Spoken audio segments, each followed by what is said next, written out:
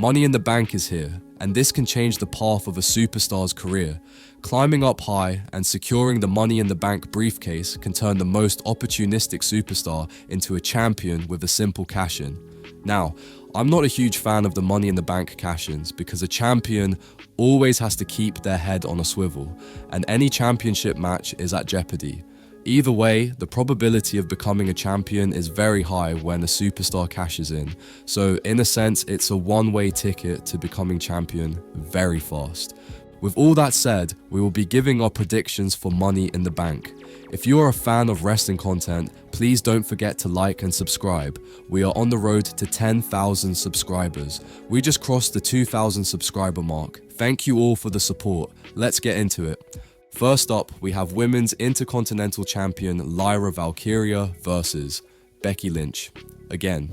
Now, at first with Becky's heel turn, this looked to be a great feud, but now it's starting to get played out. Feuds are very important in the business, but Lyra Valkyria has been Women's Intercontinental Champion for about 6 months, and the title has only been defended 5 times.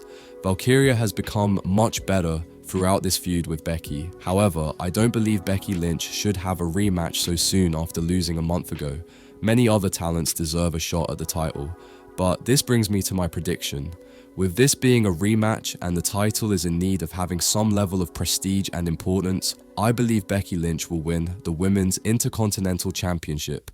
With Becky's extensive list of accomplishments, she could easily bring some attention to the Women's IC title. Also, a lot of people don't really like Becky, and this can cause some push for newer talent to get the title. Let's see what happens. Next up, we have Women's 2025 Money in the Bank ladder match.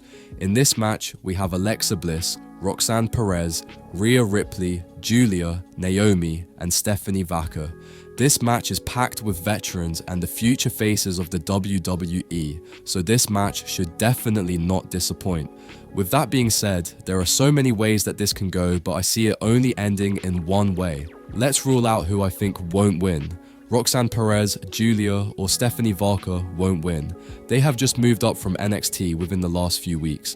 And yes, Tiffany Stratton did move up from NXT and later won the Money in the Bank briefcase, but this was after she gained some traction on the main brands already.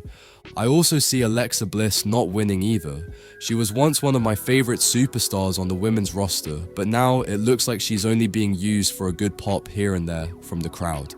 It comes down to Naomi or Rhea Ripley, and based on the recent heel turn and storyline, I see Naomi securing the briefcase. The threat of cashing in at any time fits her proceed with caution gimmick. And I'm not sure what creative is doing with Rhea Ripley because her recent attempt at securing the Women's World title made her look like an entitled crybaby, with her forcing her way into the match at WrestleMania. So Naomi is the best option to win this match. Maybe we can see a cash-in on Tiffany while she has a match with Jade. This further pushes the Jade versus Naomi feud.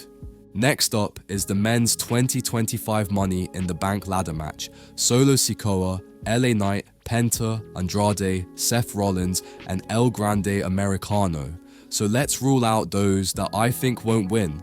LA Knight, Penta, or Andrade won't be winning this match. I believe it comes down to Grande Americano, Solo Sikoa, or Seth Rollins. I only have El Grande Americano in here as a joke because they could be completely unpredictable and have him win. But in reality, I see it coming down to Solo Sikoa or Seth Rollins. Rollins is the obvious one to win the match with Bron Breakker and Bronson Reed as his insurance policy. But Solo also has JC Mateo and Jacob Fatu to even the odds for him. I would like to see Solo finally get a win with something that's meaningful. After his loss with Bloodline Civil War, he was pushed to the side to let Jacob shine. My overall pick as winner is the obvious answer, Seth Rollins.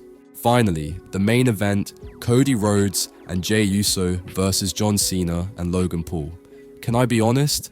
This match is only getting attention because it is Cody Rhodes' first match back since WrestleMania. This is a match we never really needed, but we'd gladly take it. I would have preferred to see the top champions of the company actually defend their titles on a PLE. Instead, we have a tag match. At this point, these premium live events are cash grabs. I see this match going one of two ways. 1. John Cena and Logan Paul can win by cheating, as usual. Or 2. Cody Rhodes and Jey Uso wins by pinning Logan Paul. This match, they have to be very careful. You have the top 2 champions in one match and the previous undisputed champion.